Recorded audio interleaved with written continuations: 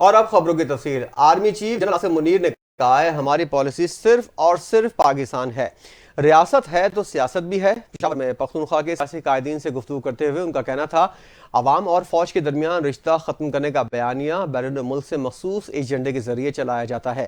افغانستان ہمارا برادر پڑوسی اسلامی ملک ہے، پاکستان افغانستان سے ہمیشہ بہتر تعلقات کا خواہاں رہا ہے۔ انہوں نے کہا افغانستان سے صرف فتنہ الخوارج کی وہاں موجودگی اور سرحد پار سے پاکستان میں دہشت گردی پھیلانے پر اختلاف ہے، اس وقت تک رہے گا جب تک وہ اس سلسلے میں کوئی کارروائی نہیں کرتے۔ انہوں نے سوال کیا کہ فساد فی الارض اللہ کے نزدیک ایک بہت بڑا گناہ نہیں ہے؟ ریاست ہے تو سیاست ہے، خدا نہ خواستہ ریاست نہیں تو کچھ بھی نہیں۔ ہم سب کو بلا تفریق اور تعصب دہشت گردی کے خلاف یکجا ہو کر کھڑا ہونا ہوگا۔ جب ہم متحد ہو کر چلیں گے تو صورتحال جلد بہتر ہو جائے گی۔ جنرل عاصم منیر نے مزید کہا انسان خطا کا پتلا ہے، ہم سب غلطیاں کرتے ہیں، لیکن ان غلطیوں کو نہ ماننا اور ان سے سبق نہ سیکھنا اس سے بھی بڑی غلطی ہے۔ نیشنل ایکشن پلان پر سب پارٹیوں کا اتفاق حوصلہ مند ہے، مگر اس پر تیزی سے کام کرنا ہوگا۔ ایک اور اہم خبر سے آگاہ کریں گے آپ کو کہ بنگلہ دیش کی مسلح افواج ڈویژن کے principal staff officer lieutenant general S M Qamar ul-Hassan نے وفد کے ہمراہ پاکستان کا دورہ کیا۔ پاکستان کی فوجی قیادت کے ساتھ ہونے والی اس ملاقات میں دونوں ممالک کے درمیان باہمی دلچسپی کے امور اور دو طرفہ تعاون کو تبادلہ خیال کیا گیا۔ آئی ایس پی آر کے مطابق ملاقات میں فوجی تعلقات کو مزید مستحکم بنانے کی اہمیت پر بھی زور دیا گیا اور دونوں رہنماؤں نے اس عزم کا اعادہ کیا کہ شراکت داری کو کسی بھی بیرونی رکاوٹ سے محفوظ رکھا جائے گا۔ علاقے میں امن و استحکام کو فروغ دینے کے لیے دونوں ممالک کے درمیان تعاون جاری رکھنے کی ضرورت پر اتفاق کیا گیا۔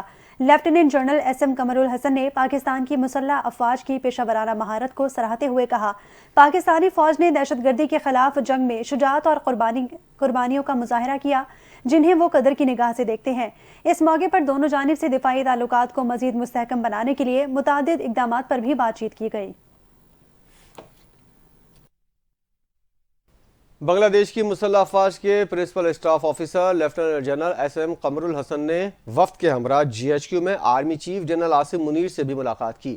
ملاقات کے دوران دونوں رہنماؤں نے خطے کی موجودہ صورتحال پر تبادلہ خیال کیا، دو طرفہ تعاون بڑھانے کے امکانات پر بھی غور کیا گیا۔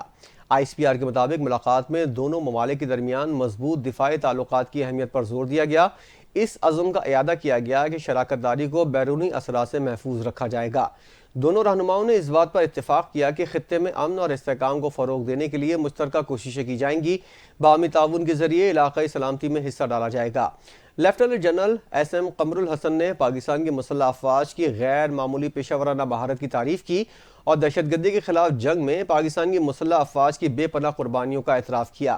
Army chief general Asim Munir نے کہا دونوں ممالک کے درمیان دفاعی تعاون میں مزید اضافہ کیا جائے گا تاکہ خطے میں امن اور استحکام کو فروغ مل سکے۔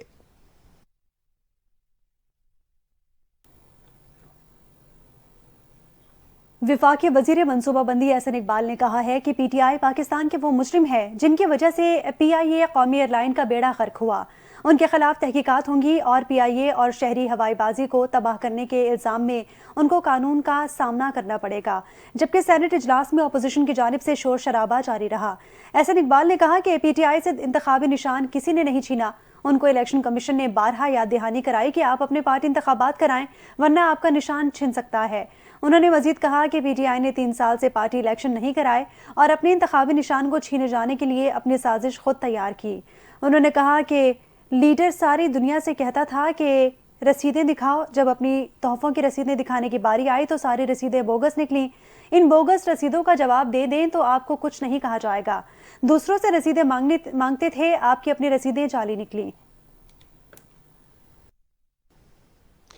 نائب وزیر اعظم اسحاق ڈار نے سینٹ میں اظہار خیال کرتے ہوئے کہا حکومتی اقدامات سے یورپ کے لیے پی آئی اے کی پروازیں بحال ہوئی ہیں، پروازوں کی بحالی کے لیے دن رات کام کیا ہے۔ اسحاق ڈار کا کہنا تھا اس وقت پی آئی اے کے 6 بوئنگ طیارے، 11 ایئر بس، 7 اے ٹی آر طیارے آپریشنل ہیں۔ انگلینڈ سے پروازوں کی بحالی کا کام بھی جاری ہے۔ اسحاق ڈار نے کہا کہ پی ٹی آئی دور میں ایک سابق وزیر کے بیان کے بعد پی آئی اے کے طیارے گراؤنڈ کر دیے گئے تھے۔ پی ٹی آئی کے دور میں حکومت میں پی آئی اے کو شدید نقصان پہنچایا گیا۔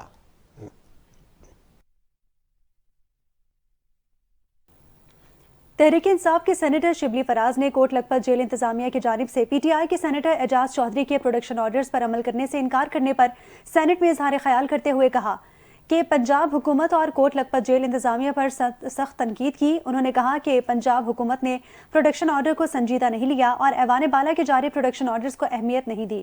شبلی فراز نے اس بات کو پارلیمنٹ کی توہین قرار دیتے ہوئے کہا پروڈکشن آرڈرز پر عمل درآمد نہ ہونا قابل مذمت ہے۔ ایک سال میں نہ تو سیاسی استحکام آیا اور نہ ہی معیشت میں بہتری ہوئی۔ انہوں نے 8 فروری کو عوام کے فیصلے کو نظر انداز کرنے اور فاشزم کے آغاز پر بھی سخت اعتراض کیا۔ ان کا کہنا تھا کہ پنجاب حکومت فسطائیت میں اپنا ریکارڈ بنا چکی ہے اور اس نے پروڈکشن آرڈرز کو نظر انداز کرنے میں کوئی کسر نہیں چھوڑی۔ قومی اسمبلی اجلاس میں نجی کارروائی کے دن ارکان قومی اسمبلی کے متعدد بلز متعلقہ کمیٹیوں کو بھجوا دیے گئے۔ اجلاس میں اپوزیشن نے احتجاج کرتے ہوئے نعرے بازی کی۔ اسپیکر قومی اسمبلی ایاز صادق کی زیر صدارت قومی اسمبلی کے اجلاس میں رکن قومی اسمبلی شازیہ مری اور منزہ حسن نے زکوٰۃ اور عشر بل ایوان میں پیش کیا، جس کو متعلقہ کمیٹی کے سپرد کر دیا گیا۔ وفاقی دارالحکومت میں جہیز کی ممانعت کے حوالے سے بل پی ارکان شرمیلا فاروقی نے پیش کیا، جس کو قائمہ کمیٹی کے حوالے کر دیا گیا۔ اسی طرح جانوروں کی حفاظت، قومی کمیشن برائے اطفال اور وفاقی ترقیاتی اتھارٹی ترمیمی بل بھی قومی اسمبلی میں پیش کیے گئے، جنہیں متعلقہ کمیٹیوں کے سپرد کر دیا گیا۔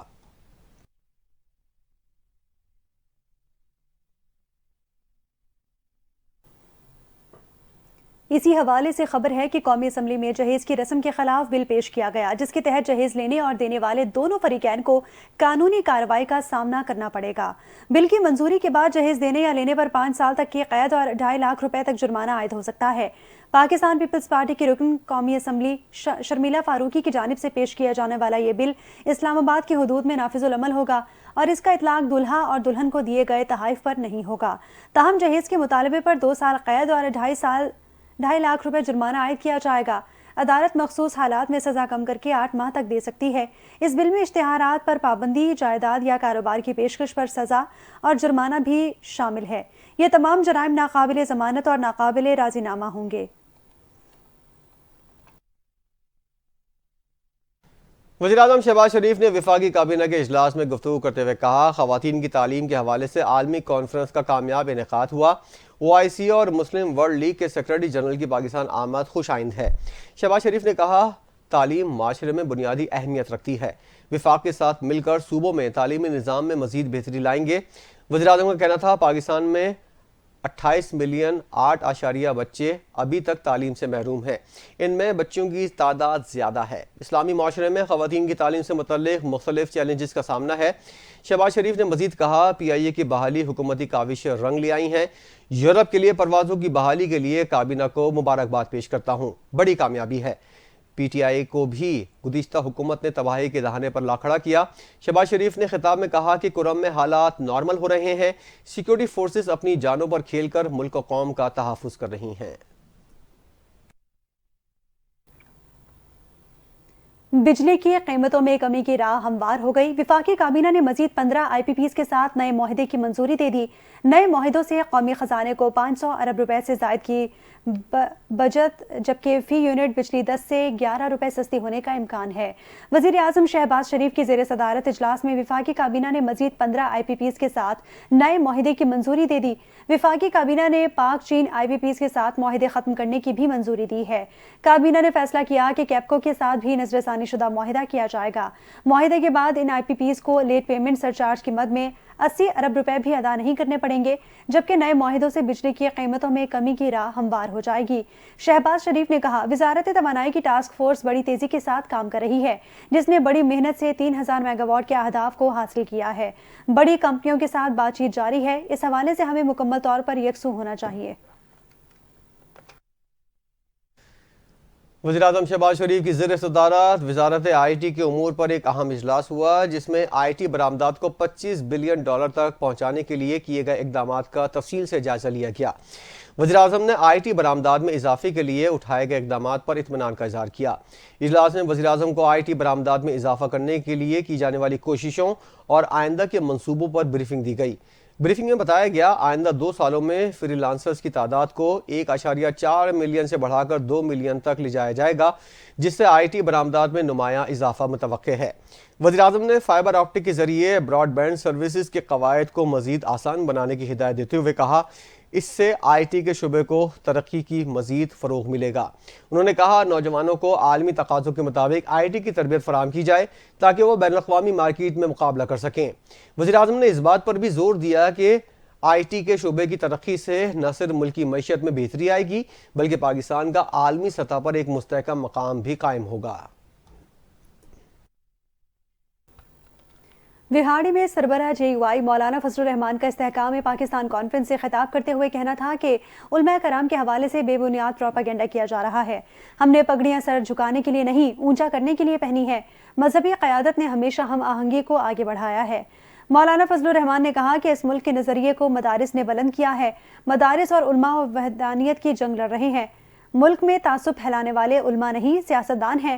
مولانا فضل الرحمان نے مزید کہا کہ اگر پاکستان سے پیار ہے تو ایک نظریے پر ہونا چاہیے۔ ہمیں سوچنا ہوگا کہ قیام پاکستان کا مطلب کیا ہے۔ ہم فلسطینی بھائیوں کے ساتھ شانہ بشانہ کھڑے ہیں۔ سپریم کورٹ نے فوجی عدالتوں میں سیویلینز کے ٹرائل سے متعلق کیس کی سماعت کے دوران ریمارکس میں کہا ہے کہ 9 مئی لوگوں کا کور کمانڈر ہاؤس کے اندر جانا سیکیورٹی کی ناکامی ہے۔ جسٹس امین الدین خان کی سربراہی میں 7 رکنی آئینی بینچ کی فوجی عدالتوں میں سیویلینز کے ٹرائل سے متعلق کیس کی سماعت دوران سماعت دلائل دیتے ہوئے وزارت دفاع کے وکیل خواجہ حارث نے کہا کہ کسی فوجی کو کام سے روکنے پر اکسانے کا ٹرائل آرمی ایکٹ کے تحت ہوتا ہے۔ سپریم کورٹ ماضی میں قرار دے چکی ہے کہ ریٹائرڈ اہلکار سیویلینز ہوتے ہیں۔ جیسے جمال مندوخیل نے ریمارکس میں کہا کہ آپ کا سارا انحصار ایف بی علی کیس پر ہے۔ موجودہ کیس میں کسی پر فوج کو کام سے روکنے پر اکسانے کا الزام ہے۔ آرمی ایکٹ کے تحت تو جرم تب بنے گا جب کوئی اہلکار شکایت کرے یا ملوث ہو۔ خواجہ حارث نے جواب دیا فوج کا ڈسپلن جو بھی خراب کرے گا وہ فوجی عدالت میں جائے گا۔ جسٹس جمال مندوخیل نے استفسار کیا کہ کیا فوج کے قافلے پر حملہ کرنا بھی ڈسپلن خراب کرنا ہوگا؟ جسٹس مسرت ہلالی نے استفسار کیا کہ کسی فوجی کا چیک پوسٹوں پر سیویلین سے تنازع ہو تو کیا یہ بھی ڈسپلن خراب کرنا ہوگا؟ جسٹس جمال مندوخیل نے خواجہ حارث سے مکالمہ کرتے ہوئے کہا کہ آرمی ایکٹ کا دائرہ جتنا آپ وسیع کر رہے ہیں اس میں تو کوئی بھی آ سکتا ہے۔ خواجہ حارث نے جواب دیا کہ مظاہرین پر الزام املاک کو نقصان پہنچانے کا ہے۔ 9 مئی کے واقعے میں کسی فوجی افسر کا ٹرائل نہیں ہوا۔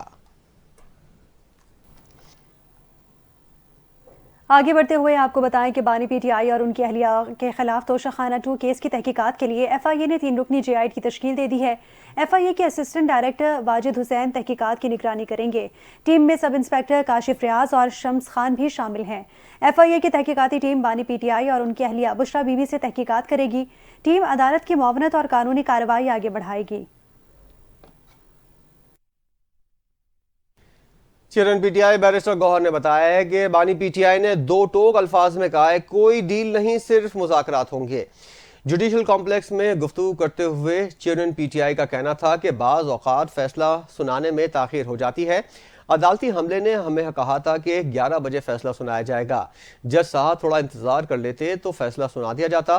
انہوں نے کہا اب جو بھی فیصلہ ہونا ہے 17 تاریخ کو آ جائے گا۔ ہمیں امید ہے اعلیٰ عدلیہ ہمیں انصاف دے گی۔ فیصلے کا مذاکرات سے کوئی تعلق نہیں ہونا چاہیے۔ مذاکرات کامیاب ہونے چاہیے، یہ ملک کے لیے بہتر ہوگا۔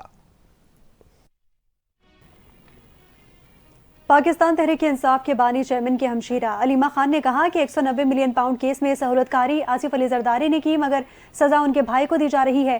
بانی تحریک نے اگر سہولت کاری کی ہے تو اس پر جواب نواز شریف کو بھی دینا ہوگا۔ راولپنڈی کے اڈیالہ جیل کے باہر میڈیا سے گفتگو میں علیمہ خان نے کہا آج بانی چیئرمین پی ٹی آئی نے ایک سوال پوچھا ہے کہ جس کیس میں مجھے سزا دینے کی کوشش کر رہے ہیں، کبھی کہتے ہیں کہ 190 ملین پاؤنڈ چوری کر لیے۔ انگلینڈ کی ایجنسی نے کہا کہ یہ چوری کے پیسے نہیں ہیں، یہ پراپرٹی ٹائکون نے حسن نواز کو رشوت دی تھی۔ نواز شریف کو جواب دینا چاہیے کہ کیوں رشوت لی۔ علیمہ خان نے سوال اٹھایا۔ این سی اے نے سوال اٹھایا کہ یہ اتنے پیسے کہاں سے آئے ہیں۔ این سی اے نے قرار دیا کہ چوری یا منی لانڈرنگ کے پیسے نہیں ہیں۔ پراپرٹی ٹائکون نے این سی اے سے ڈیل کی کہ یہ پیسے واپس لے جاؤں، پھر وہ پیسے پاکستان آئے جس سے اربوں روپے فائدہ ہو گیا۔ جو جرمانہ عائد کیا گیا اس کی سہولت کاری آصف علی زرداری نے کی مگر بانی کو سزا کے لیے کیوں دی جا رہی ہے؟ اور انہوں نے مزید کہا کہ یہ غلط ہے۔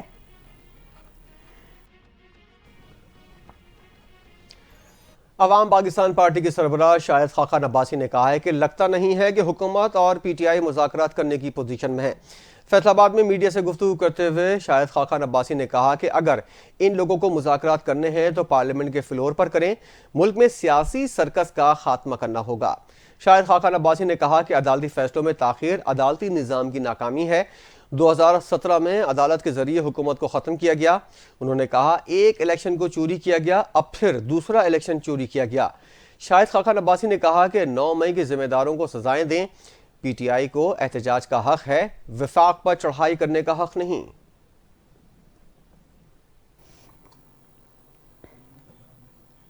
پاک فوج نے خیبر پختونخوا میں 2 کارروائیوں کے دوران 8 خارجوں کو ہلاک کر دیا۔ آئی ایس پی آر کے مطابق سیکیورٹی فورسز نے 12 اور 13 جنوری کو خیبر پختونخوا میں 2 کارروائیاں کی، جن میں 8 خوارج کو جہنم واصل کیا گیا۔ آئی ایس پی آر نے بتایا کہ سیکیورٹی فورسز نے ضلع ٹانک میں خوارج کی موجودگی کی اطلاع پر انٹیلیجنس بیسڈ آپریشن کیا۔ اس دوران خوارج کے ٹھکانے کو مؤثر طریقے سے تلاش کیا گیا، جبکہ اس آپریشن میں 6 خوارج مارے گئے۔ آئی ایس پی آر کے مطابق ضلع خیبر کے علاقے وادی تیرہ میں کارروائی کے دوران 2 خوارج ہلاک ہو گئے۔ مارے گئے خوارج سے اسلحہ، گولیاں اور دیگر سامان برآمد کر لیا گیا۔ آئی ایس پی آر کا کہنا ہے کہ سیکیورٹی فورسز دہشت گردی کے خاتمے کے لیے پرعزم ہے۔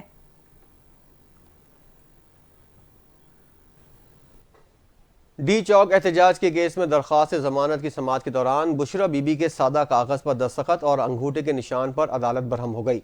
بانی پی ٹی آئی کی اہلیہ بشرا بی بی کی 13 مقدمات میں ضمانت قبل از گرفتاری کی درخواستوں پر سماعت انسداد دہشت گردی کی عدالت اسلام آباد میں ہوئی، جس میں عدالت نے ڈی چوک میں پی ٹی آئی احتجاج کے کیس کی ملزمہ بشرا بی بی کی 13 مقدمات میں عبوری ضمانتیں 7 فروری تک منظور کر لیں۔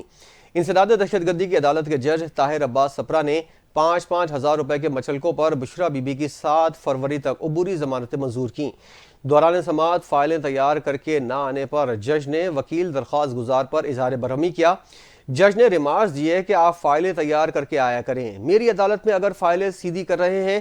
اس موقع پر وکلا کی جانب سے ملزمہ بشرا بی بی کا سادہ کاغذ پر دستخط اور انگوٹھا لگوانے پر جج نے ایک بار پھر برہمی کا اظہار کرتے ہوئے کہا، ہر جگہ کہتے ہیں وی آئی پی پروٹوکول ملے، ایسا نہیں ہو سکتا، میں نے آپ کو انتظار نہیں کرایا، میں فیصلہ لکھوا رہا تھا، وہ چھوڑ کر آپ کی ضمانتوں پر سماعت کر رہا ہوں۔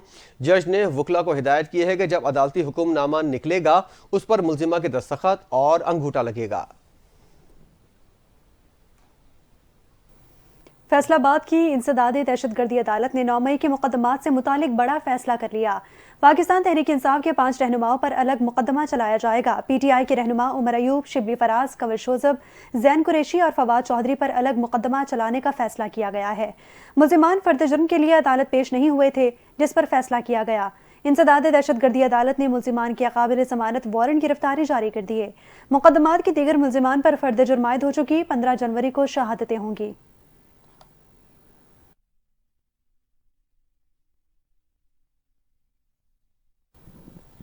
اور اسی کے ساتھ ہی نیوز بلیٹن سے فی الوقت اتنا ہی۔ مزید خبروں اور اپڈیٹس کے لیے دیکھتے رہیے NTN نیوز۔